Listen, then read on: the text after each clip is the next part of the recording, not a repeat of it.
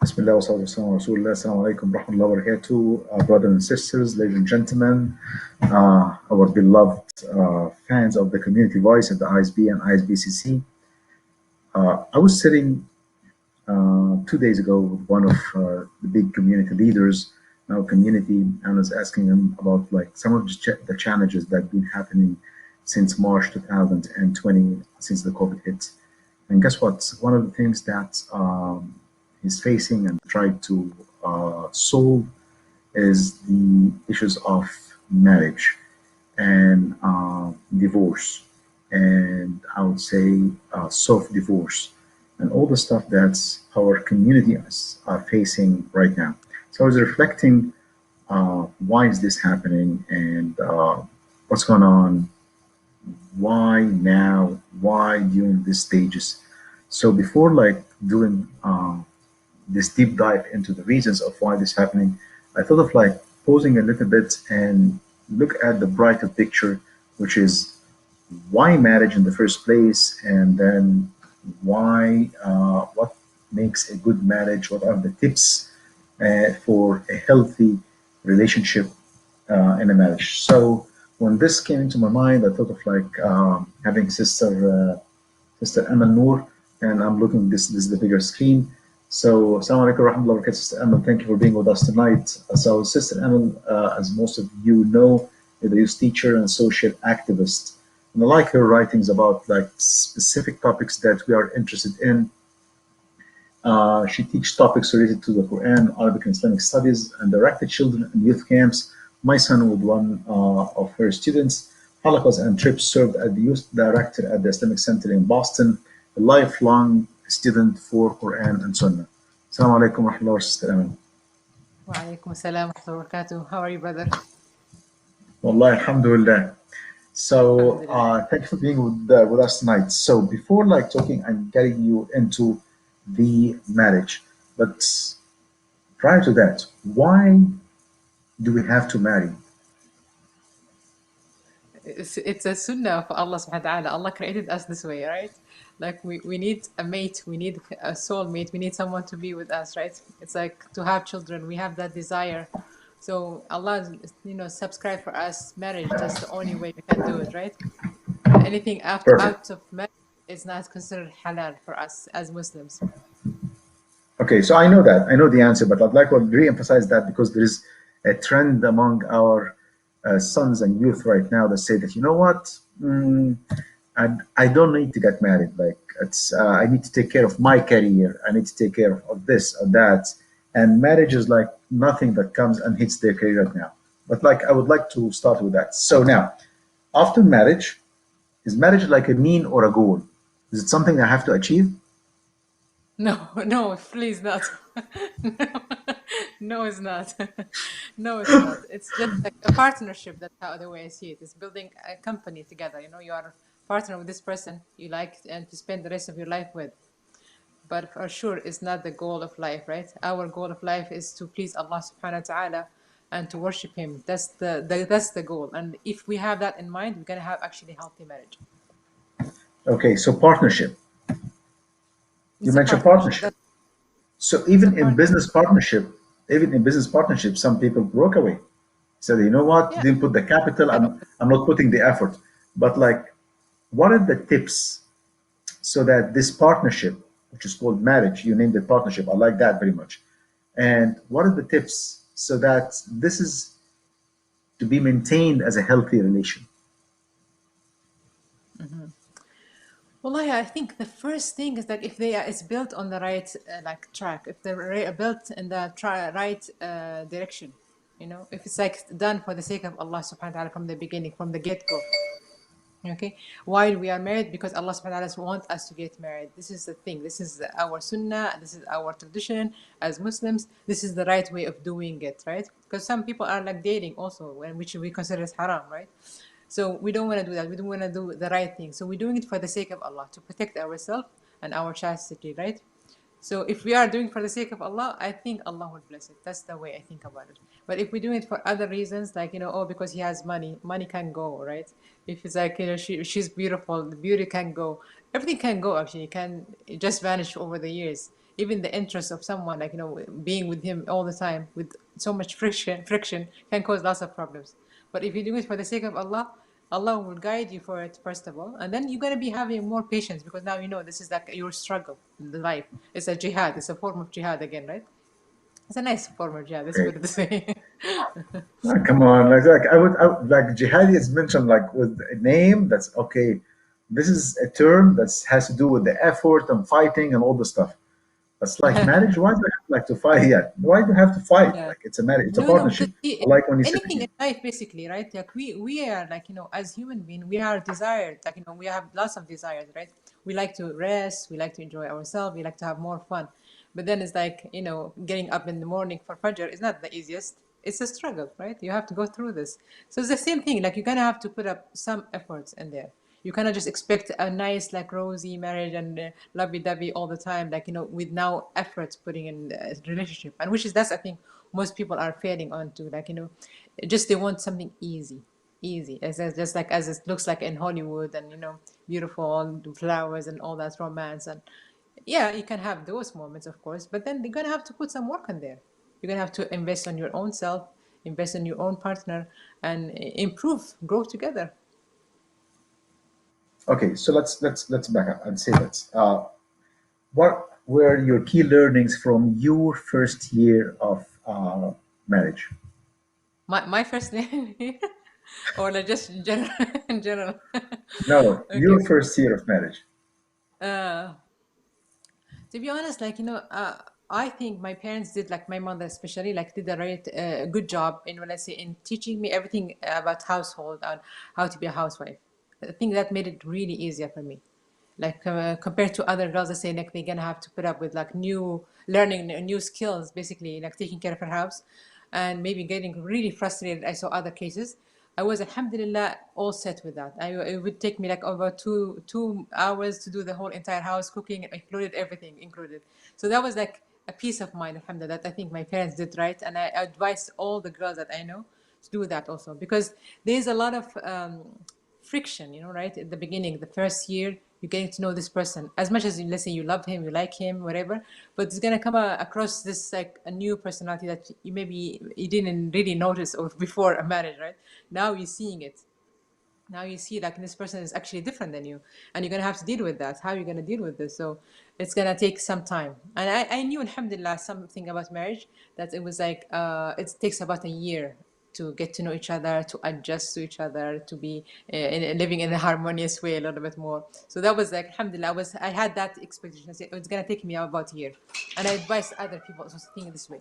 Don't think like it's gonna be like over one day, 1 month. It's gonna be just okay, peaceful. It's gonna be like some, procedure there, right, of getting to know each other. Uh, don't assume anything. Always ask for clarification, ask for explanation, because what might seems like rude in your, let's say, culture, or your like family, it might be like really normal for their family, right? So we just ask and be حسن الظن, have حسن الظن, have like this good expectation of him. Don't think, oh, he did it in purpose, he didn't just despite me, or like to upset me. Have, like, that حسن الظن in him also, like, be expect good things from him too. Because if you're just gonna have like that, mood of like, oh yeah, he did that to bother me, like I'm gonna be upset and agitated, and then just gonna attack and fight, On right? purpose. So He's doing this on purpose. Yeah, yeah, he's doing in that. purpose. That's what most people think, right? He is doing this in purpose to bother me. He knows it, but then he doesn't want to give it to me. Like, this is what kind of, but it's not. We are from different background, different upbringing, different, parenting techniques. So we are different, right? So ask for clarification. That's something like really important. Don't assume anything. Try to understand where he's coming from. Okay, understand his background, understand where he grew up. It makes a huge difference in their personality, subhanAllah. Sometimes maybe some people are not as neat and as clean in their home. It could be possible, right? He's one of those people. He's not there to bother you. He's not doing it in purpose, to annoy you. But this is where he coming from, right? So just be understanding and be patient. And How long? I would say one important thing also, if you didn't like something, don't let it accumulate. Like, just one by one, like, try to talk about it, but choose the good time. Choose a good time, not when he's coming from work, let's say, or when she's coming from work, or it's like it's the time that he's about to sleep or she's about to sleep. They're not good times. You have to be wise. As a Muslim, you have to be really wise and choose the right timing to speak about something that it might be like, agitating or bothersome. So take the right time also as well. I like that. I like that very much. So I wrote down, don't assume, always ask for explanation and clarification. Have good expectation for husn zan. So if you asked for explanation, whatever the other side is saying, don't assume that he's lying. Don't assume that there's a wrong wording or there's a manipulation in that. حسن الظن is عبادة نتقرب بها إلى الله. Try to understand where they are coming from and be understanding and be patient. Now I ask you the question, and this might become later. Patient for how long? 5 years, 10 years, 20 years? Like, because like we need Wallah, and subhanallah. Like, you mentioned something that's very, very wise as well. Don't let it accumulate. Some people think that if they let it go, they don't talk about it, that it's forget. It's forgotten. They are already forgotten. This is wrong. So, as Sister Emma is saying, that please put it on the table, talk about it. Don't make big issues about it, but talk about it and move on. This is very, very wise list of the learnings that we took from you in the first question. Thank you very much, Sister Emma. jazakallah khair. So, how can a married couple deal with the boredom? You know, right now, I would say that's even like a married couple, like 10 years, 5 years, this affects their marriage. They got bored from each other. Okay. So, and the routine and the responsibilities. So, what are some of the tips and tricks to eliminate this from the relationship? Subhanallah, this is one thing that I know I really want to emphasize for everybody to listen to this, inshallah, watch this. Love your partner for the sake of Allah subhanahu wa ta'ala. Allah will bless this relationship. Muhammad SAW said in the hadith, everything in this dunya is actually cursed except what Allah subhanahu the remembrance of Allah subhanahu wa ta'ala. Everything but Allah in this life, it's like it's in vain basically. There's nothing, no barakah in it, no blessing on it. So connect your relationship to Allah subhanahu wa ta'ala. Allah will bless it for you, inshallah. So that's number one. Love him for the sake of Allah, love her for the sake of Allah. And inshallah, you will benefit in that the day of judgment also as well, right? We know lots of benefits of loving someone for the sake of Allah. Okay, so that's one thing. Second, mashallah, tabarakallah, I think like every love, to me, the way I see it is like a small plant. Okay, and then you're gonna need to take care of that plant by watering it, like putting it in front of the sun, all that, exposing it to the sun. All these elements is gonna take care of it, right? So I see those like it's like caring for them, like gifting them, every once in a while. And sometimes when people they think of gift something like it has to be big. It doesn't have to be big, especially for us women. We say always like everything counts as 1 point. You bring me one chocolate bar, it's 1 point, and you bring me a flower, it's 1 point. It's like whatever it is, it's a 1 point. But men have the same, like big thing. I get you this big thing, so you're all set for a lifetime basically. Like, no, it's not like that. It's just that persistence. Keep on doing it, even with small things. It will affect her more than a big thing, subhanallah. So gift each other, going for dates. I'm really big on this. I know this is a bit hard now with COVID, but I tried something really recently which was really nice. It's like just going near the beach, subhanallah, at night. It's nice thing, like just like relax, maybe take some food there in front of the sea and watch it, like in this nighttime. It's a nice, like calming atmosphere, something like that. It's very nice. So going out together by yourself with no kids, please, because sometimes some parents, they're like so attached to their children that they don't want to let go of their children. It's okay, they will be fine. Just believe me, they will be fine. Just leave them for a while and then go by yourself, because you need that connection again, right? Because responsibilities, and talking about responsibility all the time, and while the kids are whining here and there, is not a nice, like atmosphere for a couple, loving couples, right? So you need that, and then stay away from talking about responsibility all the time. Every time you see her face, it's like she's going to remember about bills and rent and all that. It's annoying, right? Every time you see me, you're gonna talk about responsibility. Where's the jokes? Where are the laughters? Where like where let's watch a movie together. Let's do something together, activities together. Get into her world. She gets into your world too. Because sometimes women are like shutting the door. They don't want to get into the husband's world. Say, oh, I don't want to watch with you this. I don't like this show that you watch. I don't like your programs. I hate them, actually. And then he says the same thing about her, too. But this is not the right thing, right? Like, where are the activities that are going to be shared activities? Let's do something together, right? So it's something like we have to think of like activities that we do together, do dates and dates nights, like your kids gonna be fine, don't worry. I promise, inshallah. And and gifts are very nice. Muhammad Sallallahu told us, give gifts so you love one another more, right? So that's something like nice, and then you can set up nice romantic dinners at home too. You don't have to be in restaurants all the time, right? Sister Many Melo, they even while you are, have, wallah, while you are talking, yeah, this is a very good ideas. But like when we think about them, practically speaking, right now, it needs a conscious decision. Both parties, they need to do this willingly and consciously, so that they would like, as you mentioned, to nurture and water this plant, so that this relationship will nourish and flourish, and they both will enjoy this relationship. It's not like the wife doing this for the husband or the husband doing that for the wife. It's as it says, it takes two to tango. So like maintaining this relationship, it's the effort of both parties in this relationship, designing all these beautiful things that you mentioned, and literally it's an eye opener. Apart from the dinner by the beach, because like it's freezing right now, it's snowing outside, so no one would like to go out, or they will think that's our ill intention of trying to put them on the beaches. So I would put this on a side right now. Let it be for the summer. Okay. So what do you think, Sister Emma, about like the when a family, husband and wife, and the kids living together, and all of a sudden, like the parents, the father and the mother, are living in the same house, and sometimes like issues erupt from just that. So the wife or the husband are in a struggle between birr al-walidin and taking care of their elderly, and at the same time the issues that arise from them being in the house. What's your advice to deal with this situation? Mhm.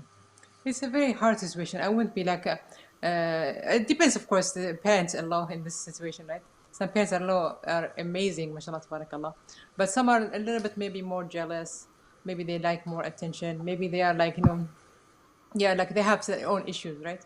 I think the couples, they have to sit down together and say, okay, we won't maybe share everything with them, right? Because once they get to their own business, also maybe it can cause more problems. So keep our own like problems between us. This is, I think, key for them. Okay. For let's say if the wife is receiving her in-laws, she has to be patient. She has to be patient. I mean, I just think of them like they are your parents as well. Be patient with them. Accept, what they say. Like sometimes let go, because you won't be able to survive if, let's say, you're gonna hold on every single word. You're gonna be suffering. And just think of it like, okay, she raised this child, your husband, right? She thinks that he's somehow hers, right? And now you're sharing it. So just think of like that. She's the owner. She's the original owner now. Just let it go. She raised him wrongly, and I'm like, she raised him wrongly. I would like to return him back. This is the mindset. I This know. is the mindset. But wallahi, see, subhanAllah, there is wallahi nothing in life that is easy. Nothing. Allah just said in the Quran, لَقَدْ خَلَقْنَا الْإِنسَانَ فِي كَبَدٍ. We are like, created human beings within hardship. If we don't realize that, then we are in trouble. Because everything, like, one lady, she was saying this, I like that so much. You said marriage is hard and divorce is hard. Choose your harder. You choose your heart. That's it. It's nothing easy. You think that the other side is greener, the other side is better. There's nothing easy. Allah told you already. It's going to be hard. So it's better to be patient and let go of things.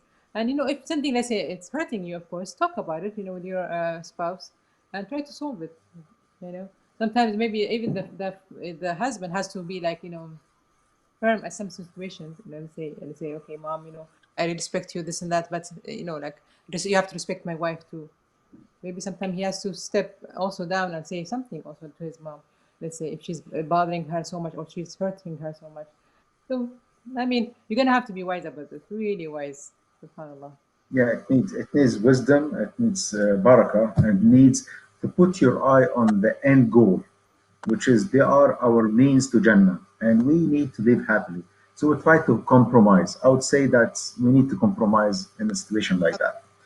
So Absolutely. I I have I would say something that came to my mind, and please I need your comment on that. So let's say that I was in a discussion with the same scholar that 2 or 3 days ago, and we brought the issue that the system in the Western countries, when it comes to divorce, it motivates the divorce. It motivates the wives to get a divorce. So why is that? Because like the husband is getting out, working, let's put it this way, accumulating wealth. And he got some money, decent money. He works day and night. He makes his means. 20 years, 30 years, or I'll say 20 years, and then he made some very good money. And remember that during those 20 years, it's a life journey. You raise kids, kids in school, and the struggles of the life. And all of a sudden, something happens. Something being something small, but something happened. Normal fight that usually was like acceptable 10, 15 years ago. And all of a sudden, right now, no, it's not acceptable. And we have to depart ways. And part of the reasons of making this decision is that's okay to depart ways because I'm going to get half of his wealth. So this is like a motive, whether we admit it or not, it is there on the table. It's a motive on the table. Some people like for them this is like 50%, 60% motive, 80%. Some people this is like 10%, some people it's 5%, but it's a motive on the table that I'm gonna get 50% of whatever we accumulated together. So what do you think about this motive and how can we um, talk to the wives that halal and haram, all this deen, not just dunya. I had this discussion, subhanAllah, with my brother one time because I was saying, like, because I hear this complaint about from women. They say, he accumulated this wealth while we are together. So, yeah, with me, basically. So I have part of that. So I said, how is it in Islam? And he was telling me, like, in Islam, basically, when he divorces her, there is something called mut'ah that he gives her, like, as a gift, like, to sustain herself for a while. Okay. I know many people, they don't do this. Unfortunately, they don't do that. I don't know why. It was like almost like forgotten about. But and it's mentioned in Surah Al-Baqarah. That it mentioned it was the muhsinin that they would do this. They would actually give the wife big, like, I mean, not big. It depends how much like he can afford. He can give her like a gift, something to sustain her for a while. Okay, that's what she has in Islam. Now I said, okay, but think about it. I was just telling him like that. I'm saying like to you now. I said, okay, like breastfeeding. It's like it can be counted like she fed the children. While he could have paid for it, whatever, and he could have paid for nannies and all that. She saved him this money. So don't she has anything like that? She said, you don't have to see it like that. You're going to have to see Allah's system. It's for whole community, right? So yes, maybe now it seems like he's taking this money, but this like is gonna come back, somewhere else. Let's say if he did like if he also, how did he explain to me? If let's say his daughter get divorced, okay, is she gonna come back to him to take care of her? He gonna support her financially. So the money is actually circulating in the community.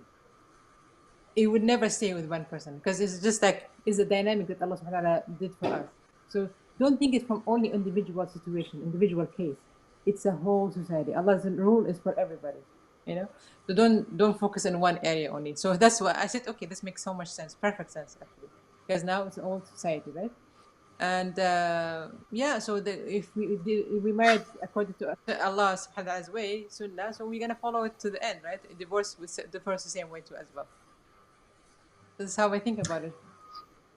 Yeah, and I would say that this is the moment that ihsan should be the prevailing attributes. Wallahu yuhib al-muhsinin. So I Absolutely. think this is a moment that we have to activate our Islam software, because what we are activating is our Islam ibadat, but not our Islam software. Big difference with that. I think there's a question here, please. If you have any questions, right? Oh, yeah, okay. Um, what community are you talking about? So, yeah. So I do have another question for you, which is like right now, with everyone is suffering, kids' responsibilities, life expenses, paying the mortgage and the rent, home responsibility.